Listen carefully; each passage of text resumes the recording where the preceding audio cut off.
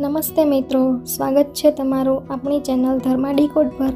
આજે આપણે વાત કરીશું એક એવી એકાદશી વિશે જેનું મહત્ત્વ શાસ્ત્રોમાં ખૂબ જ મોટું બતાવવામાં આવ્યું છે, જે ફાગણ સુદ 11 એટલે કે 27 ફેબ્રુઆરી 2026ના રોજ શુક્રવારે છે, આમલકી એકાદશી। સામાન્ય રીતે આપણે ભગવાન વિષ્ણુની પૂજા કરીએ છીએ, પણ આ દિવસે ભગવાન વિષ્ણુની સાથે આંબળાના વૃક્ષની પૂજાનું પણ વિશેષ મહત્ત્વ છે।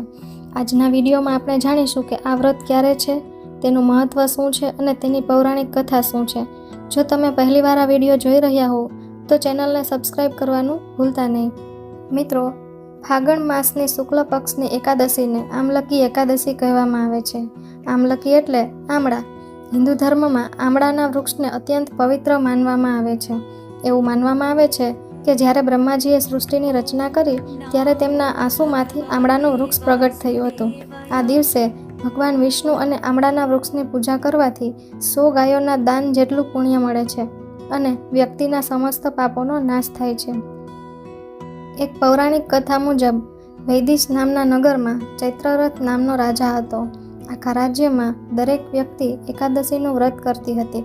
એકવાર આમલકી એકાદશીના દિવસે બધા લોકો નદી કિનારે આમળાના વૃક્ષ નીચે જાગરણ કરી રહ્યા હતા। ત્યાં એક ભૂખ્યો શિકારી આવ્યો। તે રાતભર ભજન કીર્તન સાંભળતો રહ્યો અને જાગતો રહ્યો। જોકે તેણે વ્રત નહોતું રાખ્યું, પણ અજાણતા જ તેની પાસે એકાદશીનું જાગરણ થઈ ગયું। આ પુણ્યના પ્રતાપે તેનો આગલો જન્મ એક શક્તિશાળી રાજા તરીકે થયો। આ કથા આપણને શીખવે છે કે અજાણતા કરેલું પુણ્ય પણ જીવન બદલી શકે છે।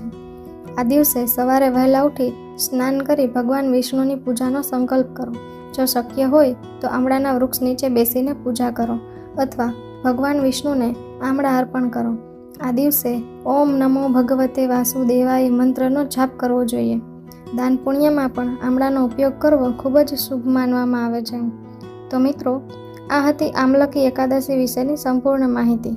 આશા છે કે તમને આ વિડીયો ગમ્યો હશે। જો તમને પણ કોઈ પ્રશ્ન હોય તો કમેન્ટમાં જરૂર પૂછજો। આ વિડીયોને તમારા મિત્રો અને પરિવાર સાથે શેર કરો, જેથી તેઓ પણ આ પુણ્યશાળી વ્રત વિશે જાણી શકે। ફરી મળશું એક નવા વિડીયો સાથે। ત્યાં સુધી સૌને જય શ્રી કૃષ્ણ।